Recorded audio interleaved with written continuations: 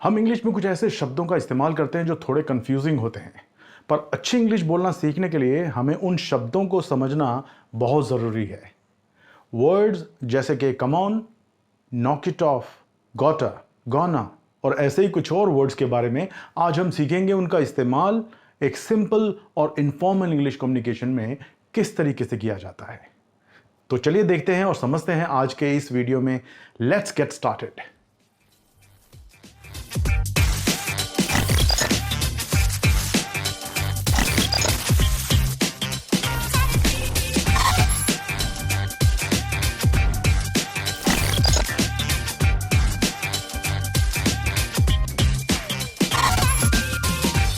Welcome back my friend, I am your host S के आर्यन और मैं आज आपको इफेक्टिव इंग्लिश कम्युनिकेशन स्किल के कुछ और नए राज बताने जा रहा हूं जो आपकी स्पोकन इंग्लिश स्किल को काफ़ी बेहतर बना सकती हैं। आज हम एक हॉलीवुड मूवी AXL के कुछ सीन्स की हेल्प में इन सभी वर्ड्स को समझते हैं।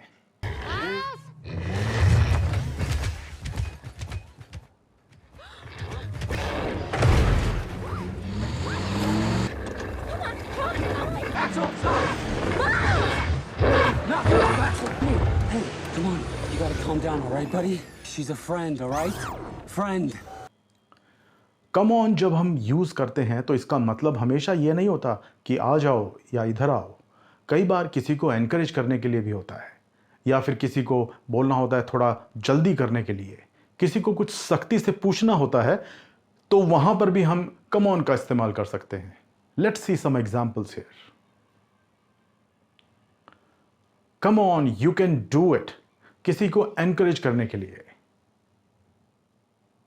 कम on, tell me where were you, जब किसी से सख्ती से पूछताछ करनी हो कि कहां थे तुम। कम on, you can't do this, किसी को यह कहने के लिए कि तुम ऐसा नहीं कर सकते। To tell someone you can't do it. यहां पर नॉक इट ऑफ का मतलब क्या है? परेशान करना बंद करो। Come on, you gotta calm down, all right, buddy? Calm down, शांत हो जाओ। And buddy means friend. You gotta calm down, यहां पर गोटा मीनिंग क्या है? Gotta means here you must. You gotta be kidding me. Gotta be, you must be. Similarly, you must be kidding me. Kidding means joking, मजाक करना। इसका मतलब है कि तुमने मजाक में कहा था ना, या जो तुमने कहा वो सच नहीं है ना। Similarly, gonna is used. It generally means going to in informal speech examples. It's not gonna be easy. ये इतना आसान नहीं होगा। They are gonna get married soon. वो जल्द ही शादी करने वाले हैं। और एक और एग्जाम्पल देख लेते हैं। Something gonna happen soon. जल्द ही कुछ तो होने वाला है। She's a friend, all right? Friend. Look, What are you doing? trust me. No. I want to show you. No! He's not gonna hurt you. Come on.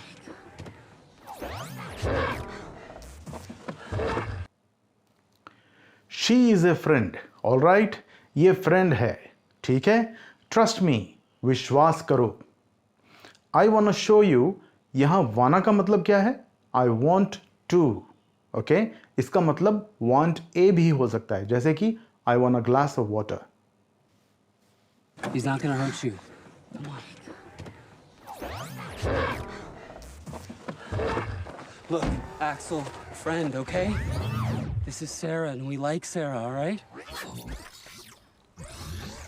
He is not gonna hurt you. So not gonna meaning here is not going to hurt you. ठीक है, वो कुछ नहीं करेगा। This is सारा। सारा तो लड़की का नाम है, तो क्यों यहां पे दिस यूज किया? क्योंकि किसी भी चीज को जो पास में हो हम दिस या दैट का भी इस्तेमाल कर सकते हैं। Let's see some examples here. This is my best friend Ajay. Those are my classmates. That's my teacher, like that. We like Sarah, all right?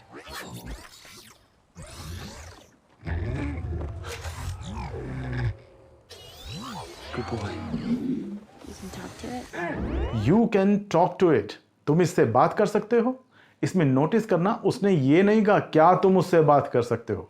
अगर उसने ये बोलना होता तो कहती कि can you talk to it. Can you से पहले आता ग्रामेटिकली, पर इनफॉर्मल बातचीत में हम अपने बोलने के स्टाइल से सेंटेंस को क्वेश्चन में बना देते हैं। जैसे कि आई टोल्ड यू, यहां पर डिडंट आई में मेरे बोलने के स्टाइल में कुछ छुपा है इन बॉडी लैंग्वेज। जैसे हम कई बार कह देते हैं ना, तो का मतलब क्वेश्चन नहीं होता, पर मेरे बोलने के स्टाइल से यह क्वेश्चन बन जाता है। Sorta. Yeah. He's still learning, you know? Like a puppy. Are you being serious? Miles, it could have killed me. He, okay? Not it. Sort of ऐसा ही कुछ। He is still learning, you know, ये अभी भी सीख रहा है। Are you being serious, इसका मतलब क्या तुम सीरियस हो। आर यू बीइंग सीरियस या आर यू सीरियस, दोनों का मतलब एक ही है कि तुम मजाक तो नहीं कर रहे हो ना। Miles, it could have killed me. He, okay? Not it. Miles, this is the name of the boy here, ठीक है, उसका नाम है लड़के का। It could have killed me, इसने मुझे जान से मार दिया होता। ही, ओके, नॉट इट। वो बोल रहा है कि ये ही है ना कि इट। हम इट का यूज किसी वस्तु या चीज के बारे में कर सकते हैं, या जो चीज पहले से बातचीत में शामिल हो। हम इट का इस्तेमाल किसी सब्जेक्ट या ऑब्जेक्ट के बारे में भी यूज कर सकते हैं। Some examples like get with it, इसे ठीक से समझ लो। दूसरा एग्जाम्पल है he was warned to get with it और रिजाइन, उसको ये वार्न कर दिया गया था कि या तो वो समझ जाए या रिजाइन कर दे।